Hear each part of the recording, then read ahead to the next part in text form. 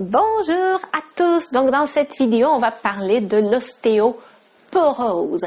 Vous avez été quelques-uns à me poser la question justement sur quelques-unes plutôt, à m'avoir posé la question au sujet de l'ostéoporose.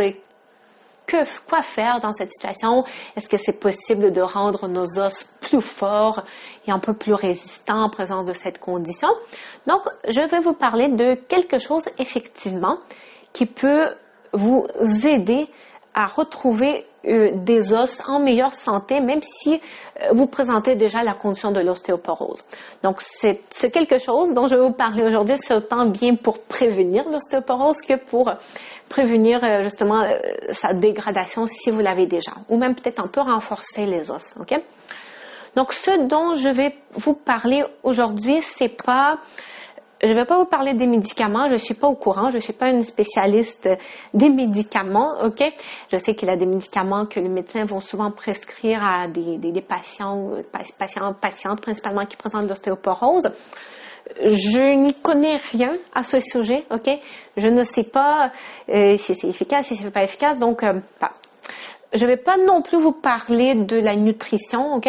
On entend souvent parler que quand on présente de l'ostéoporose, ou pour prévenir l'ostéoporose, c'est important la vitamine D, du calcium, voyons quoi d'autre, vitamine D, du calcium, principalement ça, la vitamine C aussi pour la santé des os.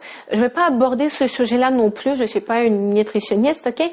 Donc oui, c'est sûr que tout ça c'est important, mais c'est pas le sujet de cette vidéo. Vous savez que moi, je suis beaucoup dans le physique, dans les exercices, dans l'activité. C'est vraiment, c'est de ça que, c'est ça qui me passionne aussi. Donc moi, je vous propose principalement des stratégies plus au niveau des exercices, qu'est-ce que vous pouvez faire. Donc, ce qui ressort au niveau des recherches, ce qui aide en fait vraiment à augmenter la densité osseuse, ok? D'abord, donc l'os devient plus dense avec moins de trous dedans, en gros, ok? Et ce qui améliore aussi la concentration en minéraux au niveau de l'os, ok? C'est des exercices avec un impact. Exercice à l'impact. Ça sonne beaucoup mieux en anglais, mais bref, en français, si on traduit, ça fait ça, les exercices à l'impact. Et c'est quoi ça, les exercices à l'impact? Ben, c'est principalement des sauts, juste sauter, ok? Ou tout ce qui va faire en sorte qu'il y aura un léger impact contre le sol quand on va sauter ou quand on va courir, par exemple, ok? Et donc là, vous allez me dire, oui, mais Marina, attends, j'ai pas du tout, mon corps est pas du tout en condition pour être capable de sauter ou de courir, ok? Mais assurez-vous, n'importe quel exercice peut se faire d'une façon graduelle et progressive, ok? N'importe quel exercice, on peut continuer, par exemple, par faire des tout petits sauts et graduellement augmenter un peu peut-être la hauteur, l'intensité et le nombre de répétitions au niveau des sauts. Vous n'êtes pas non plus obligé d'aller courir un marathon. Donc, par exemple, une des études sur laquelle je me suis un peu plus concentrée, c'était une étude qui évaluait une intervention, un traitement, si on peut dire ça, une intervention. Donc, il y avait les participantes, c'était toutes les femmes après la ménopause, en post-ménopause, qui présentaient de l'ostéoporose. Et donc, ces femmes-là, ce qu'elles faisaient ce qu'elles étaient en train de tester comme intervention, c'est justement des sauts. Puis, ces femmes, elles sautaient sur une jambe, parce que le but de cette étude, c'était de comparer si la densité osseuse au niveau d'une jambe va être améliorée par rapport à l'autre jambe. Donc, ces femmes, elles sautaient, elles faisaient les exercices de saut sur une jambe, mais pas sur l'autre. OK? Ils ont fait ça pendant 6 mois. Oui. Donc, pendant 6 mois, elles faisaient 50 sauts par jour avec 3 à 5 pauses de 15 secondes. Donc, c'était pas nécessairement 50 sauts d'affilée. Ça pouvait être, mettons, on saute 15 fois, une petite pause, 15 fois, une petite pause, 15 fois, encore une petite pause. OK? Et donc, elle commençait graduellement par des petits sauts juste en hauteur, sur place. Elle pouvait se tenir également sur quelque chose pour s'assurer de ne pas perdre l'équilibre. Donc, on se tient sur quelque chose, on saute sur une jambe, tout simplement. OK? Donc, au courant de ces 6 mois, ok, elles étaient capables d'effectuer les sauts sans se tenir de plus en plus parce que leur équilibre était amélioré, évidemment. Mais ensuite, on a rajouté également les sauts vers l'avant, en arrière, vers l'avant, en arrière, les sauts sur les côtés, donc droite-gauche, et des sauts en rotation également.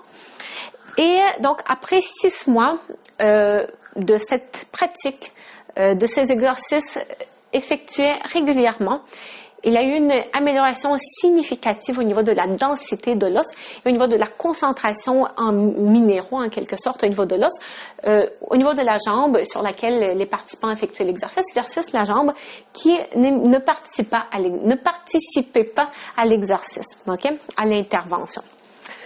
Donc, il y a eu aussi plusieurs autres études qui prouvent que tout simplement sauter, ça améliore la santé de l'os. Puis c'est malheureux aussi en quelque sorte parce que c'est quelque chose qu'on arrête de faire en fait quand on est adulte. À moins si on fait des exercices spécifiques qui incluent des sauts ou par exemple de la course, ce genre de choses-là. C'est quelque chose qu'on arrête de faire quand même assez tôt en tant qu'adulte. Tu sais, quand on est enfant, souvent on va sauter, on va faire toutes sortes de jeux, courir, tout ça. Mais après, c'est quelque chose qu'on arrête de faire. Je pense que une proportion assez faible de gens, d'adultes qui vont continuer de sauter, ok? Puis même moi, c'est quelque chose que je fais pas nécessairement beaucoup, ok? Moi, je vais souvent aller courir, surtout en été quand il fait plus beau, plus chaud, mais en hiver, je pense que je devrais inclure plus de sauts justement dans mes programmes d'exercice. Puis c'est quelque chose qui manque aussi au yoga.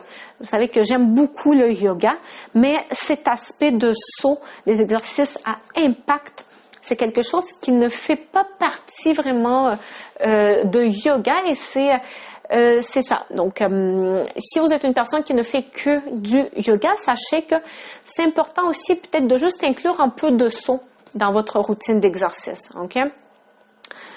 Une autre chose aussi que je pense qui est importante à préciser, c'est que il y a certaines personnes qui présentent de l'ostéoporose qui vont aussi présenter de l'arthrose, des problèmes au niveau des articulations. Donc, on peut se poser une question légitime. Est-ce que le fait de sauter, par exemple, ou faire ce type d'exercice peut avoir un impact négatif sur nos articulations?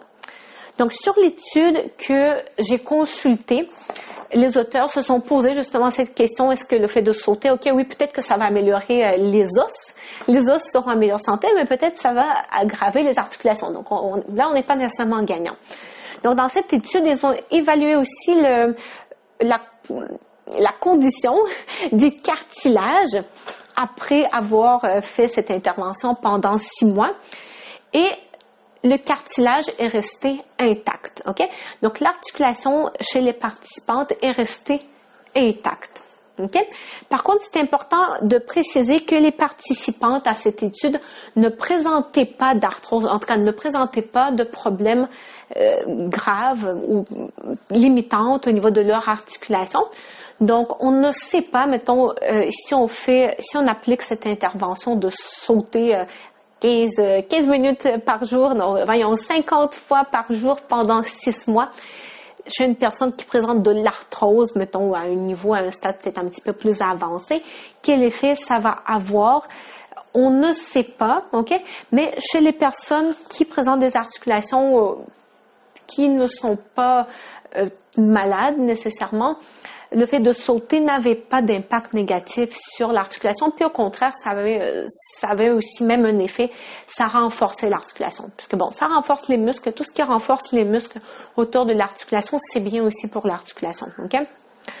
Donc, ce que je vous suggère, suite à la lecture de cette étude, puis d'autres études également qui sont arrivées à peu près aux mêmes conclusions, c'est d'inclure un peu plus de sauts dans votre routine d'exercice.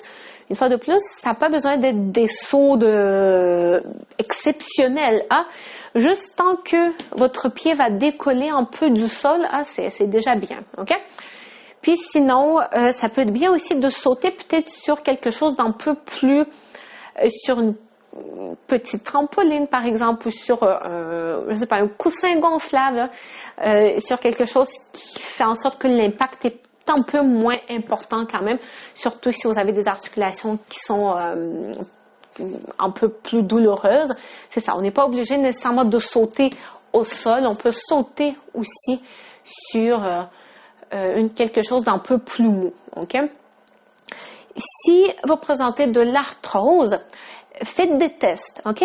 Essayez de faire un peu de saut et regardez quel impact ça a sur votre corps.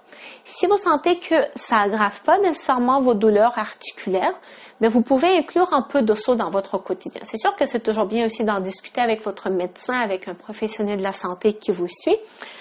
Mais c'est ça, il y a inclure un peu de saut dans nos routines d'exercice, ça comporte quand même tous les bénéfices, ok? À condition que ça n'aggrave pas des douleurs. Voilà, je vais terminer ma vidéo avec cette recommandation. Je vous souhaite une très belle journée à tout le monde et à très bientôt.